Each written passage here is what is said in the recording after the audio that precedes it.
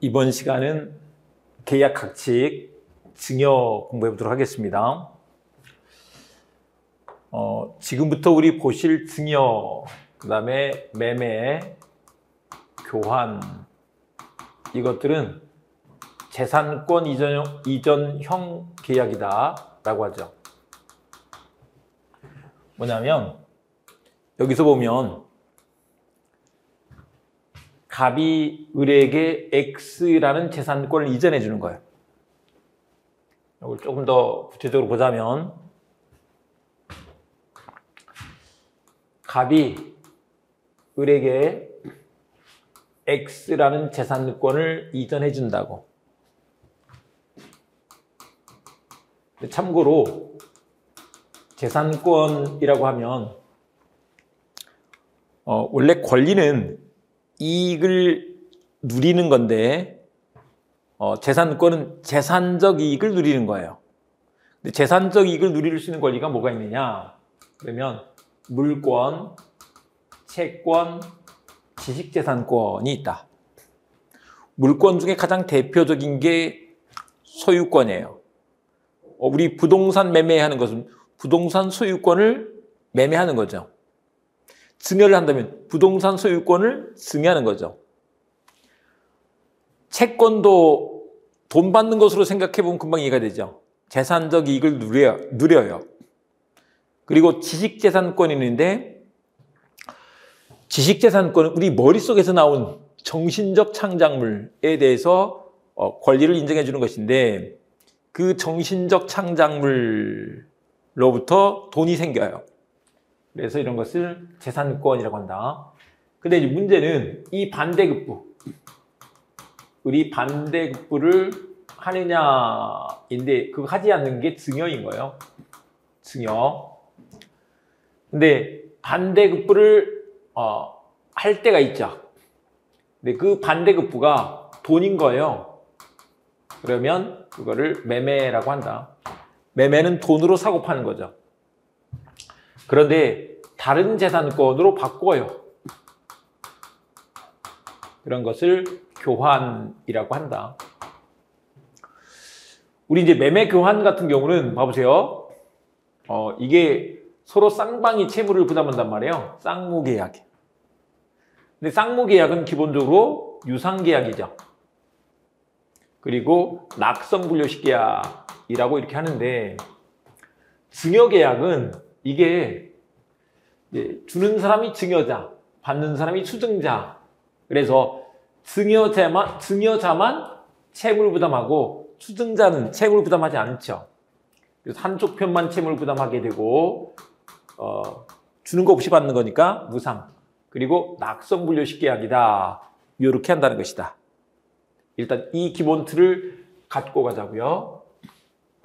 보시면 여기서 증여자가 수증자에게 재산권을 이전해 주는데 반대급부 없이 근데 증여자만 채무를 부담하니까 편무, 그리고 무상, 그리고 낙성분료식 계약이다. 낙성은 합의만 있으면 되는 계약이다. 계약서를 꼭 써야 되는 게 아니다. 어떤 방식을 요하는 것도 아니죠. 네. 그래서 이렇게 해두시고, 그래서 증여는 당사자 일방이 무상으로 재산을 상대방에 수여하는 의사를 표시하고 상대방이 이를 승낙함으로써 그 효력이 생긴다. 네, 이렇게 돼 있죠. 그다음에 증여의 효력에서 증여자의 담보 책임이 나와 있는데, 참고로 이제 담보 책임은 우리 이제 다음 시간에 매매 편에서 공부를 하실 건데, 예를 들면 우리 물건을 주문을 했어요. 신상을 샀는데 그 신상에 흠집이 있으면 안 되죠. 내가 제값 다 주고 샀는데 흠집이 있으면 안 되잖아요. 그럴 때 반품하죠. 그래서 다른 걸로 바꿔달라고 하든지 아니면 뭔가 문제가 있으면 그거에 대해서 판 사람이 책임을 져야 돼. 그것을 담보 책임이라고 한다.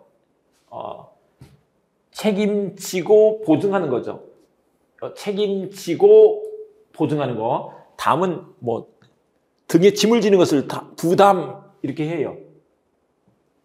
그런데 우리 증여계약에서는 그냥 이제 상식적으로 생각을 하면 아니, 예를 들면 우리 형제간에 형님이 저한테 중고차를 그냥 줬단 말이에요. 중고차를 줬는데 좀 고장이 났어. 고장이 난 차를 줬어. 그랬을 때 아니 왜 이딴 이 차를 줬냐고 책임지세요 라고 할 수 있겠느냐 이 말이에요. 말도 안 되지.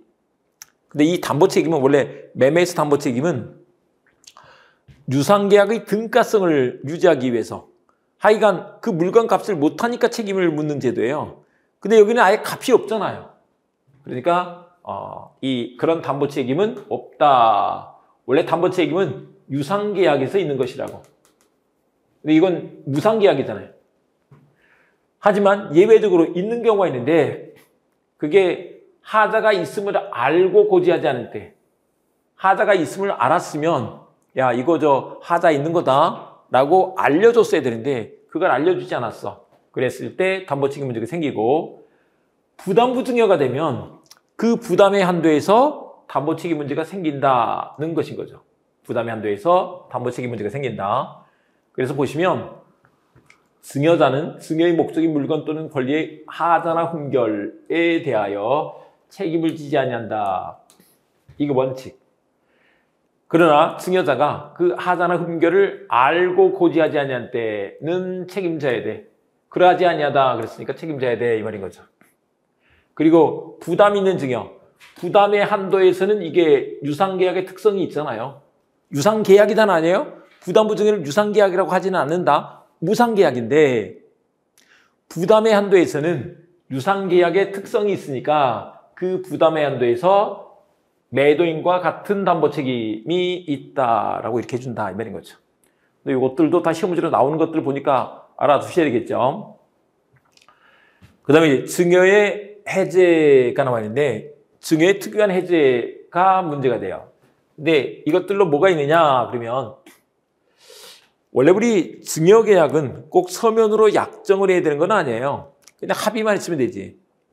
근데 서면에 의하지 아니한 증여의 경우에는 이게 증여이사가 서면으로 표시되지 않았어. 그랬을 때는 각 당사자가 언제나 해제할 수 있다. 이렇게 말한다. 증여이사가 서면으로 표시되지 않았을 때 네, 이런 문제가 있고요. 그 다음에 수증자의 행위와 증여의 해제 그랬는데 이게 수증자의 행위가 배은망덕한 행위, 이걸 망은행위라고 한다. 배은망덕한 행위가 있을 때 계약을 해제할 수 있다. 여기서 보시면 여기서 이렇게 돼 있다. 555조가 서면에 의하지 않은 증여일 때 또 망은행위일 때 계약을 해제할 수 있다. 이 망은행위가 어떤 거냐 그러면 증여자 또는 그 배우자나 그 직결 쪽에 대한 범죄행위가 있는 때 증여자 또는 그 배우자나 직결 쪽 그러니까 그 가족들인 거죠. 그 가족들한테 범죄행위를 했을 때 그때는 이런 배은망덕한 놈 계약 해제할 수 있다 이 말인 거죠. 또 한 가지가 증여자에 대하여 부양의무 있는 경우에 그 부양의무를 이행하지 아니하는 때에 그렇다라고 한다. 근데 이때 그 부양의무와 관련해서는 친족간 부양의무를 말하는 것이고 약정에 의한 부양의무는 아니야. 친족간에는 이제 부양의무가 있는데 그 부양의무를 이행하지 않을 때 여기서 말하는 건 어떤 거냐면 이제 이런 게 있습니다. 부양의무가 참고로 1차적 부양과 2차적 부양이 있는데 1차적 부양은 좁은 의미로 이제 결혼해서 부부가 있잖아요. 부부와 그 미성년자인 자녀 사이에서 부양의무가 있어. 그건 1차적 부양의무. 근데 그 1차적 부양의무는 이걸 뭐 시험 문제로 나오지는 않지만 한번 들어봐 주세요. 1차적 부양의무는 콩 한 쪽도 나눠 먹는 사이예요. 그런데 이제 2차적 부양이 있는데 2차적 부양은 우리 형제간도 생계를 같이 할 때는 부양의무가 있어요.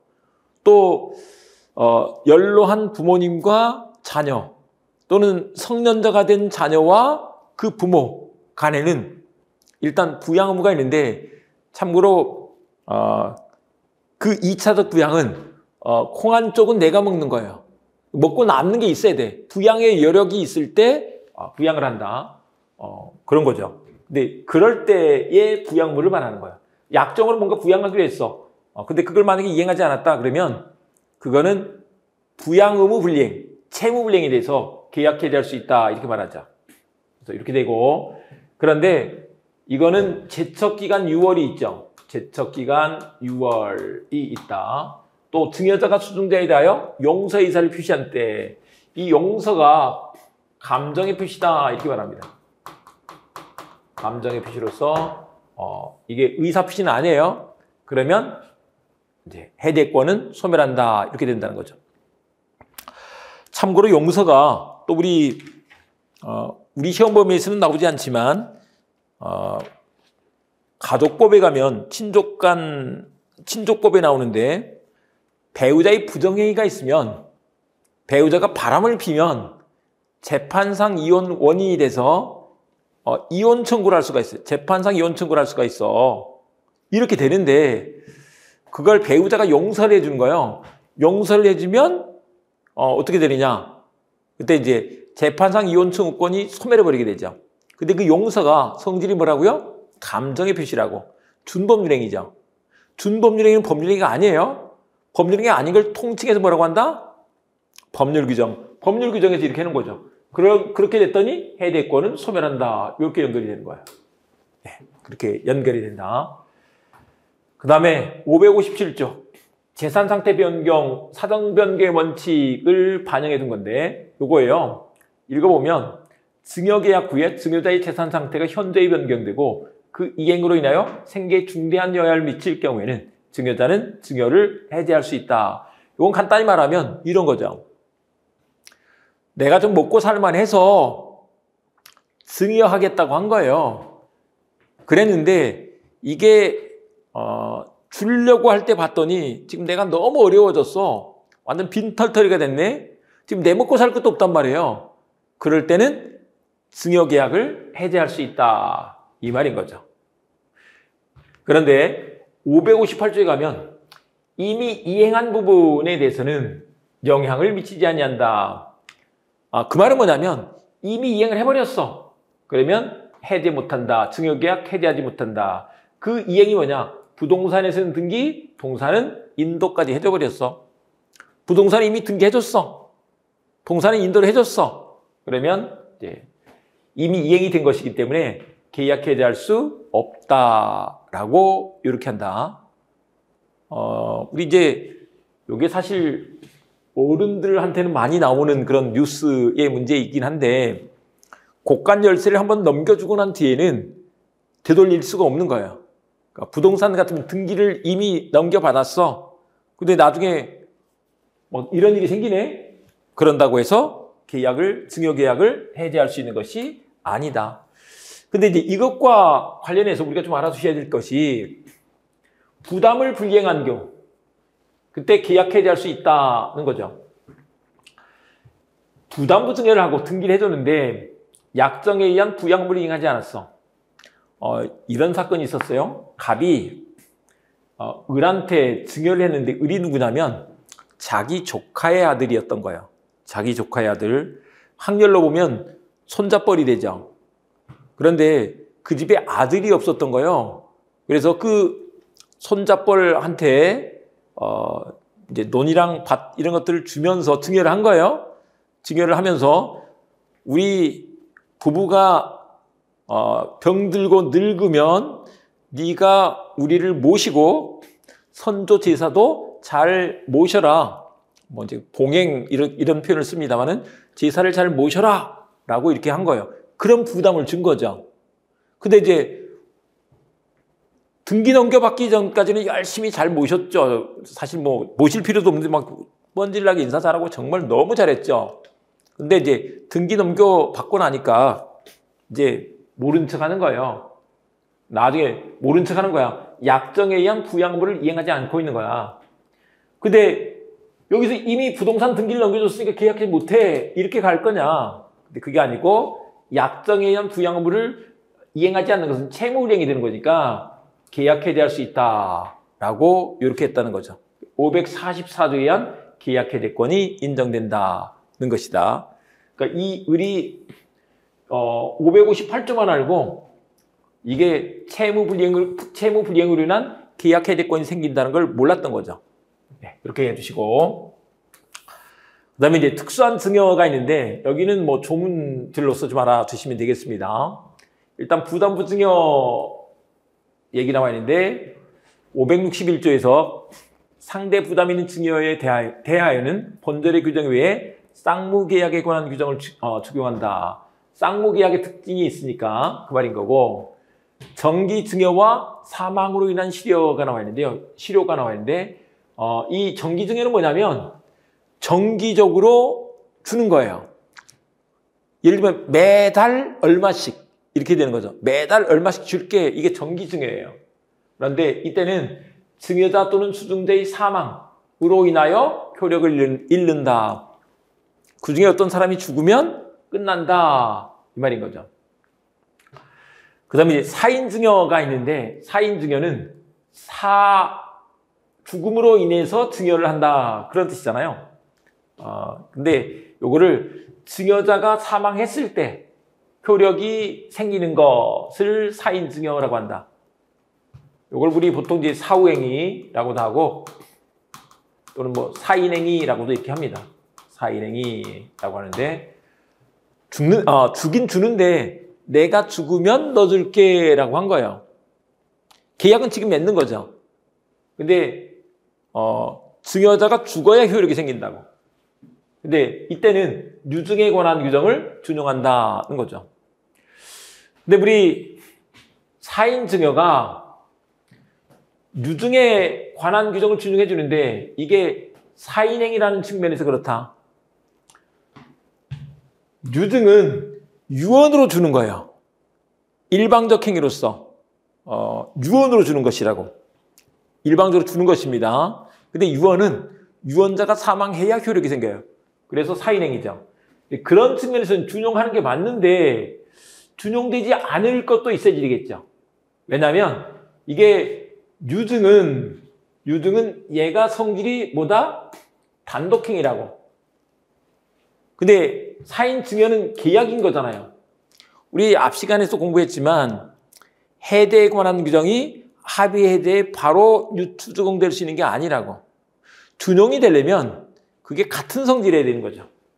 그래서 유증의 방식 등 단독 행위를 전제하는 것, 이런 것들까지 준용될 것은 아니다 라고 이렇게 말한다. 근데 뭐 이 내용까지 자세한 것은 나오지 않아요. 원리만 좀 알아두고 가시면 되겠습니다. 자, 이렇게 두시고 우리 나머지 증여에 대해서 잠깐 봐보겠습니다. 증여에 관해서 554조 조문 아까 앞에서 봤고요. 그 다음에 이제 증여가 뭐냐? 편무우상 낙성분류식 계약이다. 그런데 태아나 아직 형성되지 않은 종중 또는 친족 공동체는 권리 능력이 없기 때문에 승낙에 의사표시할 수 없다라고 했는데, 요거는 이제 우리 민법 총칙을 공부하셔야 되는데, 그런 권리 내지는 또 의사표시를 하려면 이 사람이 기본적으로 뭐가 있어야 돼? 권리 능력이 있어야 돼. 권리 능력은 이게 사람 같은 경우는 출생해야지만 돼요. 근데 태아는 아직 출생하기 전이죠. 그래서 권리 능력이 없다. 그다음에 또 우리 권리 능력이 있는 것으로 자연인, 우리 같은 사람과 법인이 있는 거죠. 법인 그러면 사단법인, 재단법인이 있는데 아직 형성되지 않은 종중 또는 친족 공동체라고 했잖아요. 법인이 안 됐어. 또 법인격 없는 사단, 이런 정도가 된 게 아니야. 그랬을 때는 이게 증여계약을 해도 효력이 없다, 이런 뜻인 거죠. 그 다음에 증여의 효력 문제가 나와 있는데, 증여자의 담보책임 559조 조문은 그대로 조문으로 읽어보시면 되겠습니다. 이거 다 봤으니까 넘어가셔서 보시면 되겠고, 그 다음에 해대권의 발생 원인으로서 서면에 의하지 아니한 증여와 해제.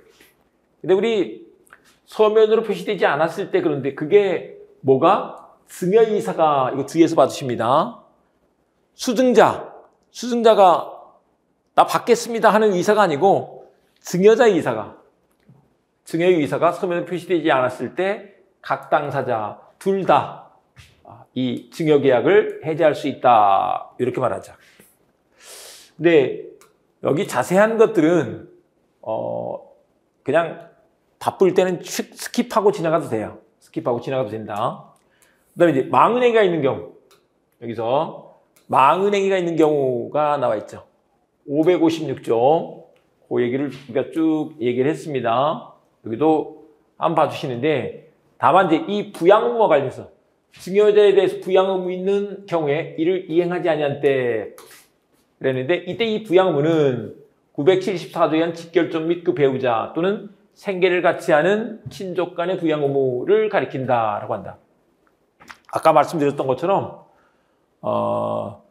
부모와 성년의 자녀 또는 이 자녀와 또 늙으신 부모님 그리고 또 형제자매도 생계를 같이 할 때는 부양의무가 생겨요. 그런 경우에 부양의무를 말한다. 당사자 사이의 약정에 의한 부양의무는 여기에 해당하지 않는다. 아까 우리 조카의 아들한테 논밭을 증여하면서 뭘 했어요? 나를 모셔라, 부양해라 한 건 여기에 속하지 않는다고. 근데 그런 부양 의무를 이행하지 않으면 이런 경우는 채무불이행이 돼서 계약 해제할 수 있다. 이렇게 된다. 네, 망은행위와 관련해서 요거 한 가지 좀 주의해서 봐주시고요. 그 다음에 증여자의 재산 상태가 악화된 경우 사정이 바뀐 거지. 그래서 사정 변경의 원칙에 따른 계약 해제가 인정된다. 그런데 그렇게 계약을 해제할 수 있더라도 이미 이행을 해버렸어. 그 부분에 대해서는 이게 영향을 미치지 않는다. 동사는인도 부동산은 소유권 이전 등기를 한 때가 그렇다라고 이렇게 하고 있죠. 그래서 보시면 증여자가 서면에 의하지 않고 소유권 이전 등기가 공료되지 않은 매수토지를 증여하였으나 이 토지에 관한 소유권 이전 등기 청구권을 수증자에게 양도하고 매도의 양도 통지까지 마친 경우에는 이게 지금 채권 양도를 해준 거죠. 채권 양도에서 그렇게까지 한다는 건 이행이 된 것이다. 이게 채권 양도가 되고 양도 통지까지 하면 이제 나중에 또 채권 양도도 채권 총칙에서 좀 공부를 하셔야 됩니다. 한마디로 할 일 다 한 거예요. 대항 요건까지 갖췄어. 그런 경우에는 이게 이행이 된 것이기 때문에 계약 해제할 수 없다. 이런 얘기죠.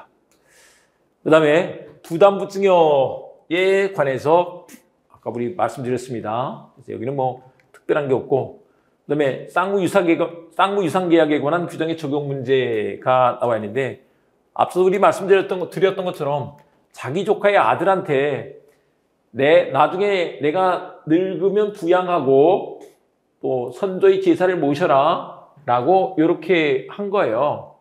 이게 부담부 증여가 되는데 문제는 이제 이걸 나중에 이행하지 않은 경우죠. 그런 경우는 채무불이행이 되기 때문에 이미 등기를 넘겨줬어도 뭐 할 수 있다? 계약을 해제할 수 있다. 558조가 적용되지 않는다. 558조는 이미 등기 넘겨준 뒤에는 증여계약은 해제 못해 그랬잖아요. 근데 여기는 이제 증여계약편의 규정에 의해서 해제를 하는 게 아니고 채무불이행으로 인한 계약 해제가 된다. 이 말인 거죠. 그 다음에 정기증여, 사인증여까지 이렇게 쭉 해두시면 되겠습니다. 자, 여기까지 해서 우리 증여를 공부했고요. 이제 매매편 가셔서 공부를 좀 해보도록 하겠습니다. 우리가 앞서서 매매계약에 대해서 잠깐 좀 공부를 했는데 여기서 봐보겠습니다. 매매계약은 파는 사람이 매도인이고 사는 사람이 매수인인데 X라는 재산권을 이전하기로 하고 거기에 뭐 대금 10억이라고 했다고 보자고요. 재산권 이전과 대금 지급을 하기로 하는 것이 매매가 되는데, 이 재산권은 아까 우리 앞에서 물권, 채권, 지식재산권 얘기했잖아요. 한마디로 이것들은 돈 되는 권리들이야. 돈 되는 권리를 돈으로 사고 팔면 이게 매매계약이 되는 거죠. 근데 요거에 대한 본질적 구성 부분에 대한 합의가 되면 매매계약은 성립했다. 그래서 매매 목적물과 대금이 정해지면 되는 거야. 근데 이 대금도 예를 들면 10억 지금 이렇게 얘기를 했는데 서로 좀 논란이 있어요. 매도인은 앞으로 더 오를 것 같다고 얘기를 하고 매수인은 값이 떨어질 것 같다 그래. 지금 현재 시장에서 보자면 부동산 가격은 더 떨어질 것이다 라고 이렇게 예측을 하고 있는데 어쨌거나 뭐 그런 논란이 있어. 근데 소유권 이전해 주는 것은 1년 후에 하기로 했단 말이야. 1년 후에 이렇게 하기로 했어. 그러면 그때 값은 어떻게 될지 잘 모르겠잖아요. 그래서 이렇게 한 거죠. 그때 시가에 따르자고 합의를 했어. 그래도 이 대금은 확정할 수 있기 때문에 확정할 수 있기만 하면 되기 때문에 이런 합의도 된다라고 한다. 그리고 이 매매 계약은 이게 쌍무유상 낙성물류식 계약이다 이렇게 말한다. 그리고 이 매매 계약이 유상 계약인데 얘가 가장 대표적인 유상 계약이에요. 유상 계약에서 또 다른 유상 계약들이 있는데 뭐 예를 들면 임대차라든지 교환 계약이라든지 이런 것들이 있는데 그때마다 또 같은 규정을 막 계속 만드는 건 힘들어, 귀찮아. 그래서 아예 준용을 해버린다. 준용은 준해서 적용한다 그랬죠. 원래 법률 용어는 필요한 변경을 가하여 적용하는 것이라고 이렇게 말하지만 그냥 준해서 적용한다 이렇게 알아두시면 돼요. 이런 것들이 준용된다는 것인데 이건 외우지는 않아도 돼요. 자, 이렇게 좀 공부를 한 뒤에 조문 한번 보시면 매매는 당사자 일방, 이 당사자 일방이 매도인이에요. 재산권을 상대방이 매수인. 근데 그 재산권이 앞서서 말씀드렸던 물권, 채권, 지식재산권 이렇게 되죠. 이전할 것을 약정하고 상대방이 그 대금을 지급할 것을 약정함으로써 효력이 생긴다. 네, 꼭 반대부가 돈이어야 돼. 민법 공부하면서 이렇게 금자가 들어가 있으면 항상 금전 이렇게 해석을 해야 돼요. 금전이다. 참고로 우리 임대차 가면 렌트비를 내는데 거기다가 이렇게 써놨어요. 차가 빌릴 차자인데 그 뒤에 임자를 써요. 차임을 지급해야 된다라는 라고 이렇게 쓰여져 있다. 그러니까 렌트비는 반드시 보통은 돈으로 내겠죠. 근데 반드시 돈으로 내야 되는 게 아니야. 돈이 아니어도 임대차가 될 수 있다고.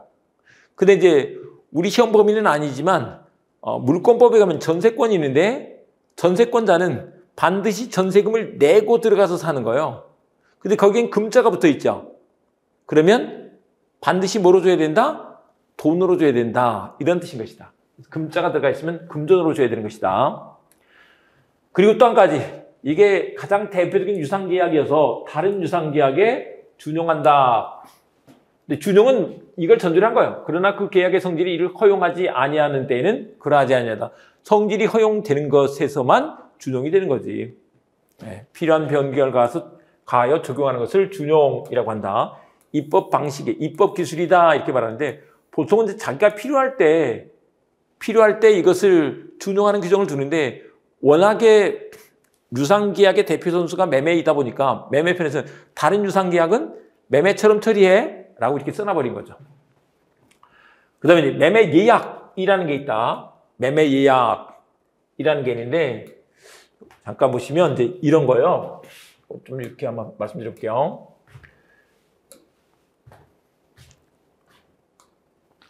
예약이라는 것은 우리 식당 예약하는 거 한번 생각해 보시면 돼요. 예약이라는 것은 앞으로 본계약을 맺을 것을 미리 계약한 거예요. 본계약을 맺을 것을 미리 계약한 것을 예약이라고 한다. 그러니까 매매 예약은 앞으로 매매 계약을 맺을 것을 미리 계약한 거죠. 참고로 예약도 계약이기 때문에 의무를 부담하는 거예요. 상대방은 채권을 갖고 있는 거야. 그러니까 이행해야지 된다. 안 하면 안 되죠. 우리 식당에 예약을 했어요. 그러면 식당을 가야죠. 노쇼하면 안 되는 거죠. 노쇼하면 원래는 페널티를 주는 게 맞아요. 근데 별점 테러 때문에 걱정이 돼서 이 페널티를 부과하지 못할 뿐인 거지. 됐죠? 근데 이제 이 매매 계약은 이렇게 될 수 있다. 이제 우리 계약을 청약을 하고 승낙을 했을 때 계약이 성립하는 것인데, 그거 우리 현무 예약이 있다. 한쪽 편만 승낙할 의무를 부담하는 거. 쌍방이 다 그런 승낙 의무를 부담하는 것이 있다는 거예요. 그 외에 일방 예약, 쌍방 예약이 있다.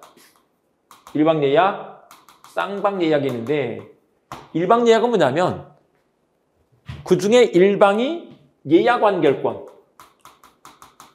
갖고 이 예약 완결권 행사를 하면, 예약 완결권 행사를 하면 계약이 되는 것으로 한다. 그런데 우리 민법에서는 이 일방 예약에 관해서 규정을 해놨어요. 그래서 매매 예약은 일방 예약으로 아예 추정을 해주죠. 그럴 것이다. 다른 것들도 가능하긴 해. 그렇지만 이제 따로 말이 없으면 일방 예약으로 추정이 된다. 그 시험 문제 일방 예약이 나오는 거죠. 그래서 이렇게 되는데, 이 일방 예약은 그 중에 일방이 매도인 갑이나 매신 을이 예약 완결권 행사라면 이렇게 매매 계약이 성립하는 것으로 한다. 그런데 여기서 봐보면 매매 계약 측면에서 봐보면 아직 매매 계약이 없다가 예약 완결권 행사하면 매매 계약이 성립하게 되잖아요. 그러니까 이 예약 완결권은 성질이 형성권이다. 이렇게 되죠. 형성권이다. 자, 근데 이것도 잠깐 한번 좀 들어보고 가면 좋겠는데, 우리 약혼 같은 것도요, 시험 문제로 나오는 건 아니에요. 약혼은 앞으로 혼인할 것을 미리 계약한 거죠. 그래서 약혼은 혼인 예약이다. 또 이렇게 설명이 됩니다. 자, 이 정도 해두고 보시면 매매 예약은 일방 예약으로 추정이 된다. 그리고 이제 예약으로 인해서 앞으로 본계약을 맺는 거죠. 그런데 여기서 예약 완결권은 예약 완결권 행사로 바로 계약이 성립하는 것이기 때문에 얘는 성질이 형성권이다. 이렇게 되는데, 형성권은 이것도 이제 앞에서 잠깐 말씀드렸습니다만은 우리 소멸시효에는 안 걸리고 얘는 제척기간에 걸린다. 이렇게 말한다. 제척기간. 제척기간은 일정 기간 동안만 그 권리가 있다가 그 기간이 지나면 권리가 제거 배척돼 버려. 소멸해버리는 기간. 이걸 제척기간이라고 하는데, 이 제척기간은 법률 관계를 빨리 확정하기 위한 제도다라고 하는 거죠. 그래서 이제 근데 다만 그 제척기간은 그 약정으로 정할 수 있어. 몇 년 이렇게 정할 수도 있다. 10년, 20년 이렇게 정할 수 있죠. 근데 그 약정이 없을 때 그때 어떻게 되느냐? 근데 제척기간은 형성권은 언제나 10년이에요. 형성권은 10년이다. 근데 언제부터? 예약이 성립한 때로부터 10년이다. 라고 하고, 이 제척기간은 법원의 직권조사항이다. 이렇게 말한다. 법원의 직권조사항이다. 이 말은 뭐냐면, 재판을 할 때 당사자가 주장하지 않아도 이게 그 10년이 지났는지 안 지났는지 조사해 볼 수 있다는 것인 거죠. 원래 소송할 때는 판사가 어느 한쪽 편을 들면 안 돼요. 그런 걸 변론주의라고 한다. 그래서 사실은 당사자가 주장해야 고려를 하는 거야. 누구 편을 들어주면 안 돼. 그런데 이제 이 직권조사항은 공익에 관련된 것들로서 어떻게 하느냐, 법원이 스스로 알아서 조사해 볼 수 있어 라고 한다. 그리고 이제 얘는 또 한편 재산권의 성질이 있기 때문에 다른 사람한테 양도 할 수도 있고 상속도 가능하다. 그리고 부동산은 가등기가 가능해. 이렇게 된다. 이 얘기가 먼저는 좀 보도록 하고요. 그런데 그래서 여기 봐보시면, 여기서 보시면 매매 일방 예약은 상대방이 매매를 완결할 의사를 표시하는 때 이게 예약 완결권 행사예요. 예약 완결권을 행사하면 매매가 성립해서 효력이 생긴다. 이런 뜻이다. 그런데 한 가지 알아두실 게, 이게 이행불능이 됐어. 이행이 불가능하네? 그러면 아니 매매 계약이 돼도 어차피 이행이 안 될 거잖아요. 그럴 때는 예약 완결권도 행사하면 안 된다는 거죠. 이행이 불가능한 상태에서는 예약 완결권 행사가 될 수가 없다. 해도 무효야. 이렇게 된다. 그 다음에 그런데 이제 이게 있어요. 아까 우리 제척기간과 관련해서 제척기간 요것과 관련해서 기간을 약정하면 그 약정 기간 내에 행사하면 되고요. 기간에 약정이 없으면 예약이 성립한 때로부터 10년 내에 이 예약 완결권 행사해야 되는데 요게 너무 10년이 너무 길어. 중간에 잊어버리게 생겼네. 그러면 이제 취고를 할 수 있다. 취고는 독촉이다라고 했습니다. 뭘 취고를 하느냐? 너 빨리 해라. 이렇게 하는 거죠. 그래서 보시면 전항의 의사 피해 기간을 정하지 않는 때는 예약자는 상당한 기간을 정하여 매매 완결 여부의 확답을 상대방에게 취고할 수 있다. 빨리 해라. 결정해라. 할 거야 말 거야. 그런데 예약자가 전항의 기간에 확답을 받지 못한 때에는 근데 우리 취고를 했는데 답이 없으면 현상 유지다 그랬죠. 지금 매매가 없는 상태에서 취고를 했어. 근데 답이 없네. 그러면 없는 상태로 돼야 될 거 아니에요. 효력을 잃는다. 예약은 효력을 잃는다. 이렇게 말한다. 그래서 우리 예약 완결권 행사로서 매매가 성립하고 효력이 발생한다. 이렇게 되죠. 이렇게 해두시고 이 내용들을 우리가 잠깐 확인해 보도록 하겠습니다. 매매에서 563조 얘기 봤습니다. 그 다음에 법적 성질에서 얘가 매매계약이 가장 대표적인 유상계약이다. 그래서 다른 유상계약에 준용된다. 얘는 낙성 분료식 계약이야. 네. 쌍무유상 낙성 분료식 계약이야. 이렇게 말하죠. 쌍무, 유상, 낙성 분료식 계약이야. 네. 그리고 매매가 성립할 때 당사자의 합의가 있으면 된다. 근데 그 당사자의 합의는 매도의 재산권 이전과 매수인의 대금 지급에 관한 합의가 있으면 돼. 그 밖의 사항들까지 다 돼 있어야 되는 것은 아니야. 그런데 이제 이번에 매매의 목적인 재산권은 보통 매도인에게 속하고 있을 것이나 타인에게 속하고 있어도 매매는 유효하다. 이건 우리 다음 시간에 이제 담보책임에서 타인 권리 매매라는 것을 공부를 할 건데 남의 것도 팔 수 있다는 거예요. 남의 것 팔고 어떻게 해주면 되느냐? 사서 넘겨주면 되잖아요. 그래서 유효하다라고 한다. 그건 좀 이따 말씀드리도록 하고요. 다시 보도록 하고. 그 다음에 매매 목적물과 대금. 이게 보통 계약 체결 당시에 특정되겠지만 사후에라도 특정할 수 있는 방법과 기준이 정해져 있으면 충분해. 따라서 매매 대금은 시가에 따르기로 한다는 그런 계약. 이런 것들도 유효하다. 된다. 확정할 수 있으면 된다. 확정할 수만 있으면 돼. 네, 이렇게 되죠. 그 다음에 매매 예약 나와 있는데 이 매매 예약과 관련해서 매매 일방 예약이 나와 있죠. 이 조문은 봤고요. 근데 아까 말씀드린 것처럼 매매 예약에 원래 여기는 뭐 따로 여러분들이 자세히 공부할 필요는 없습니다. 편무 예약, 쌍무 예약. 그러니까 앞으로 본계약을 맺자고 청약을 했을 때 승낙할 의무를 한쪽 편이 부담하면 편무, 그다음에 쌍방이 다 부담하면 쌍무 예약.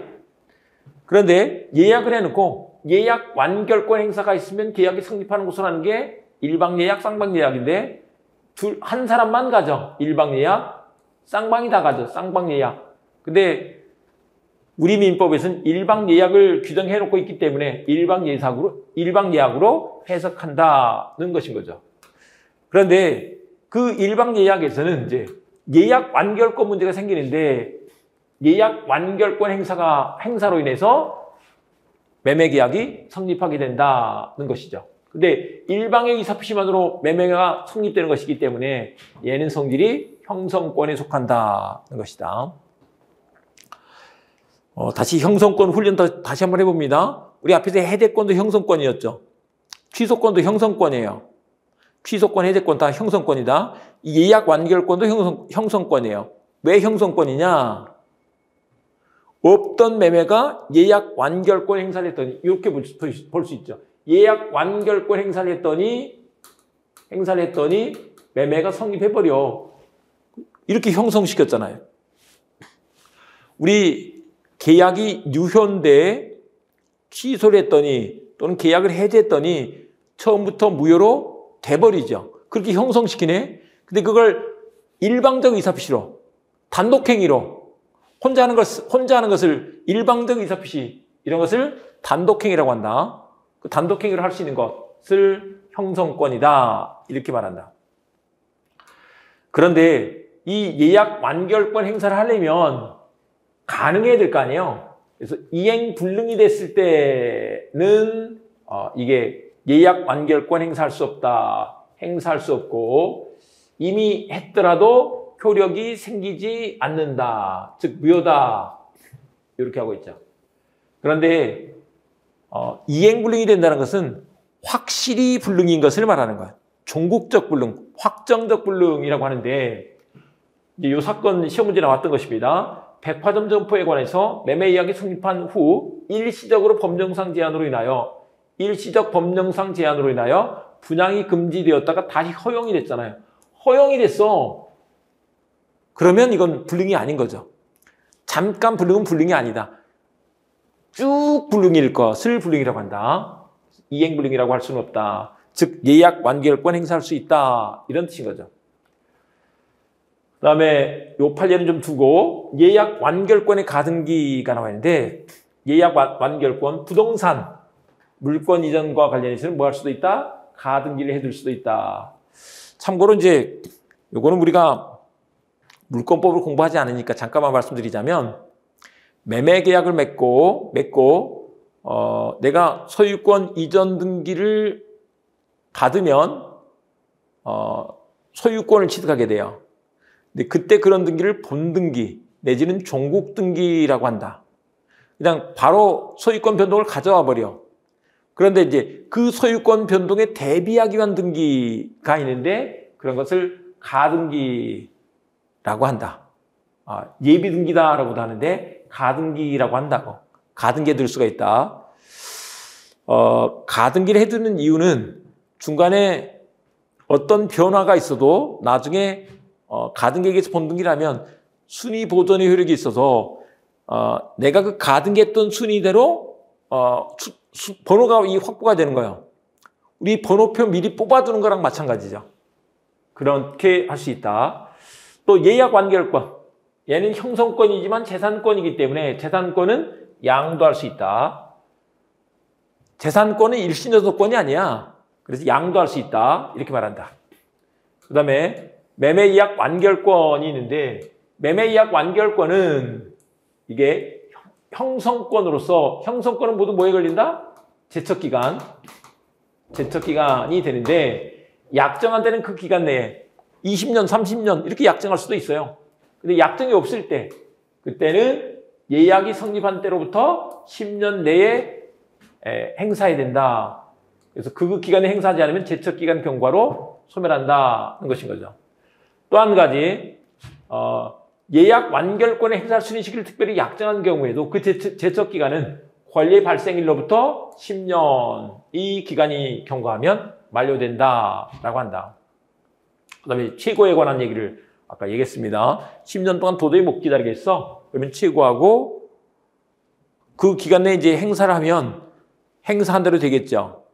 근데 말이 없어. 그러면 효력을 잃는다. 현상 유지를 위해서 효력을 잃는다. 이렇게 말한다. 자, 이렇게 하시고요.